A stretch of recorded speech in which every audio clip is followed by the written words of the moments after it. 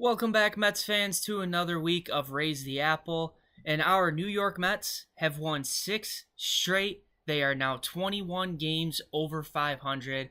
They entering today, they also have the best record in all of Major League Baseball.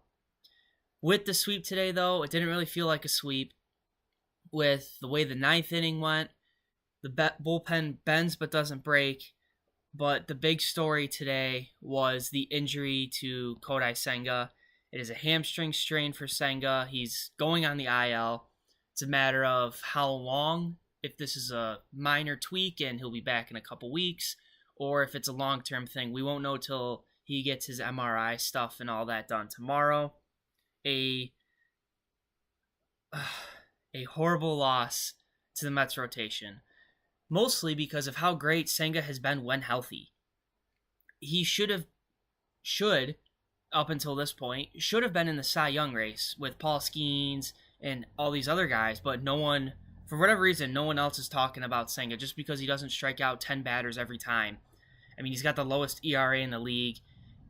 I don't know why no one's looking at Kodai Senga for the NL Cy Young. I think that just went away now with this injury. But for those of you who didn't watch the game, Senga was running to first on a ground ball to Pete.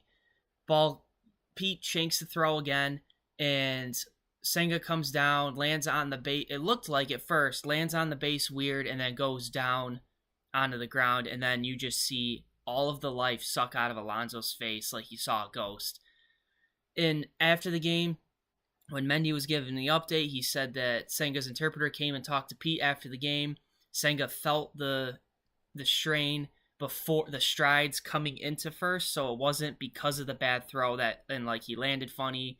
It was just when he was running over there, something happened, which I guess is good news, but Pete has had a couple yuppie throws this year, so I don't blame Alonso at all. I think this is just an instance of that's baseball, where sometimes bad things like this happen, and I'm concerned because it's Kodai Senga, but I'm not concerned because of what the Mets rotation is. So the Mets rotation, the best in Major League Baseball in terms of ERA. Tyler McGill's had a couple shaky starts. For the most part, it's been pretty solid. Griffin Canning's been amazing. David Peterson was fantastic through a complete game shutout last night. Clay Holmes has been good. You have Paul Blackburn, who in his first start back was good. He's probably going to slide into Senga's rotation spot now. You got Frankie Montas, who is getting close to making his Mets debut, and Sean Manaea not far behind him in terms of rejoining the team. So in terms of starting rotation options, the Mets are in a good spot. From that standpoint, it's not a concern. But for the fact that the arm you're losing is Kodai Senga, that is a very, very big concern. Hopefully it's nothing too serious. Hopefully he's back in a somewhat timely manner. But one thing that I learned from this past week, with 3 games in Colorado, Mets sweep, 3 games against the Nationals, Mets sweep, is come trade deadline time, the New York Mets are going to need some bullpen help. I would like another starter. I don't think the way they've been pitching, I mean, we're almost halfway through June, and Mets pitching continues to just be unbelievable. But the bullpen is the part that scares me a little bit, and the reason it scares me a little bit mostly is because of the injury to AJ Minter. When AJ Minter went down, and now it's kind of been plug and play with different guys, with Castillo and Garza and Cabrera, and I think the Mets could use another bullpen arm or two come trade deadline time. I think once postseason comes around, it's going to be Brazoban, Reed Garrett, and Diaz on loop the entire time. Kind of like how last postseason it felt like it was Stanek, Reed Garrett, Diaz, and for whatever reason, Phil Maton on loop the entire time. But to get there, I think the Mets are going to need another arm or two in that bullpen. Having AJ Minter in there was huge, but now that obviously he's done for the year, that's what makes it suck more. But on the plus side, we do have Brooks Raley on the way back, slowly but surely, and Drew Smith on his way back as well, although we may not see him until September. But if him and or Brooks Raley can rejoin the team at some point this year, I think that would be huge, huge for this bullpen. But I think that's going to be what's going to be their Achilles heel down the stretch. Is just, you can't, I mean, Mendoza started pushing starters a little bit more of late, but as we get into the heart of summer, you're going to have to keep pushing those starters, and you're going to need fresh arms in there because we've seen glimpses of it a little bit. We saw it today. We've seen glimpses of the bullpen taking huge steps back, so hopefully the Mets can add another arm or two on the cheap, or maybe David Stearns can work some more voodoo magic and just continue to pick up guys that just continue to plug and play as the year goes on. Max Kranick is coming back. He trying to conserve his innings a little bit. He was sent down to AAA. They're bringing him back up to rejoin the team. That'll be huge with Tampa Bay coming into town this weekend, who has been playing much better of late. And then next week, the Mets start a 2-week gauntlet where they're in Atlanta, in Philly, and then home against Atlanta. I don't care how poorly the Braves have played this year. It's never going to be easy playing the Atlanta Braves. Same with the Phillies. The Phillies have been great all year. I know the last couple weeks they've struggled a lot, and a lot of Phillies fans are losing their minds. But that doesn't mean these are going to be cakewalk wins. The Braves and Phillies are always going to be entertaining games. They're always going to be good matchups. So the Mets are still going to have to keep it rolling. They've been rolling at home. I've never seen a team like this at home. I've never seen a vibe. I thought 2024 could not be topped. And I still think that in any way, shape, or form. But the way this team has been this year, the circle they do with the kick circle or whatever it is, the fact that there was a story that Soto and the outfielders are the last ones into the dugout after each half inning and they wait for each other. The fact that Soto today holding up Tyrone Taylor's glove with the ball in it when he made that fantastic catch, or when Pete, like everyone rallying around Pete, going to Senga first and then rallying around Pete like, hey, like that's not on you, like that's baseball, that happens. Just the camaraderie of this team and how close it is. And that's why they're having the success that they're having, in my opinion. I don't think if you went into every single major league clubhouse right now, I don't think you'd find a better culture than what the New York Mets have going on right now. And I think that's a testament to what Steve and Alex Cohen and David Stearns and Mendoza have done with bringing in the right guys. Like, I know I've said it before, but when everyone was talking about Juan Soto and how he hates being a Met and he's got bad vibes or whatever crap they wanted to throw, the Mets would not have brought him in if they thought that he was going to be a problem in the clubhouse. And he's added to it in a positive way. He's added to this camaraderie this team's had. And you can't help but smile watching these games. They never are out of it. The other night, when game one of the series with the Nationals just looked like they were in control pretty much the entire way, and the Mets rallied back for the win, and then Jeff McNeil with the walk-off hit. It just never seems like this team's out of it. They just keep passing the baton, next man up, and it's just so much fun to watch. This team has been so much fun this entire year, and then into the summer, it's going to continue to be amazing. It's just there's not much negative to talk about with the Mets right now. I mean, yes, the injury to Senga sucks, but the way that they've been playing, and it's just, there's not much negative.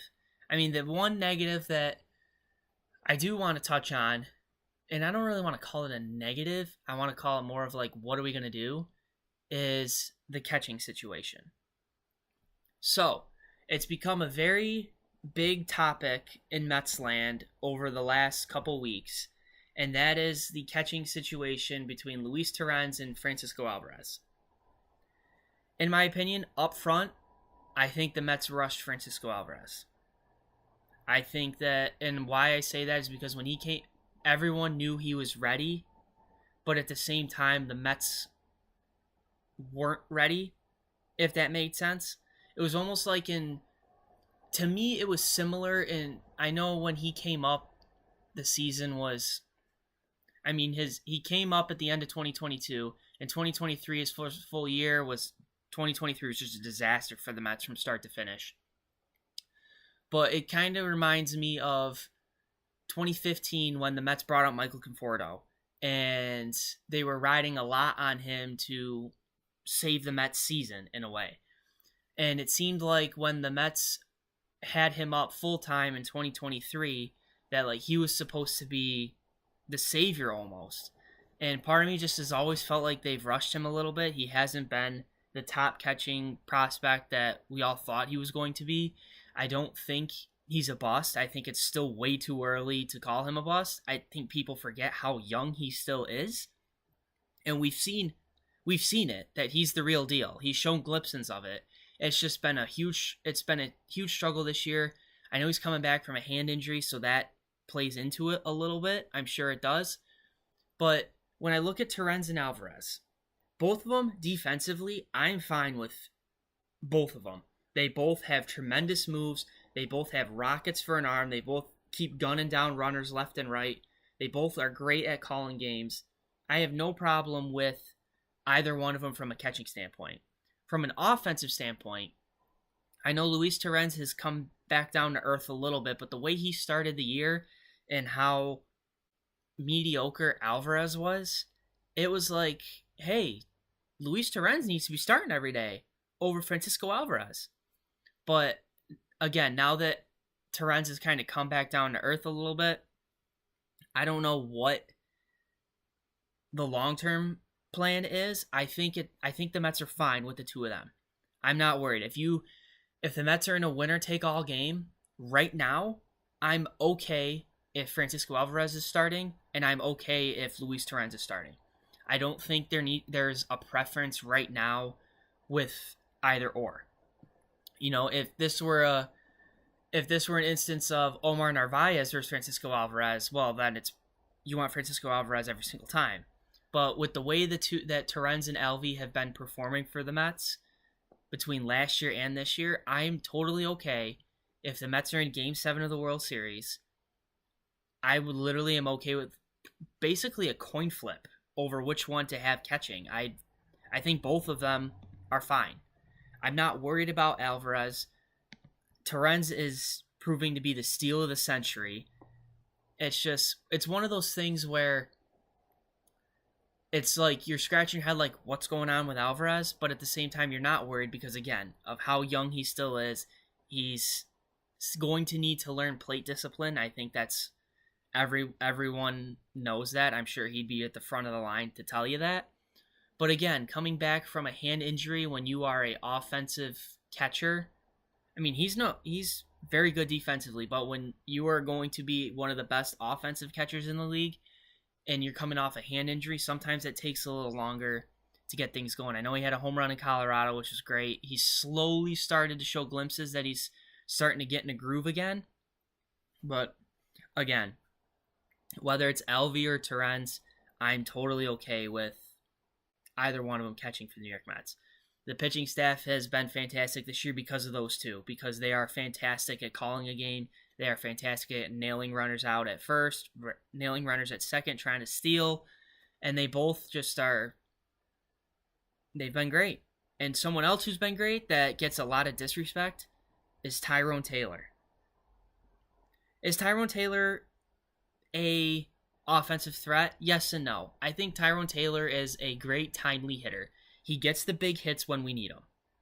As Mets fans, when we need a big hit or we need a rally starter or something like that, he almost always comes through. Not to mention, he plays one hell of a center field. He is a vacuum out there. He hosed a runner last night to save Peterson's shutout. He made an unbelievable catch today. He's made unbelievable catches and throws all year.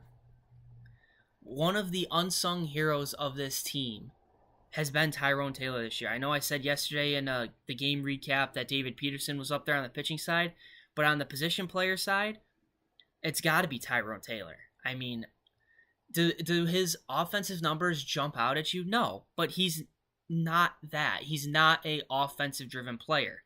He is a serviceable Major League offensive bat who can run well and play one of the best defensive center fields out there, in my opinion.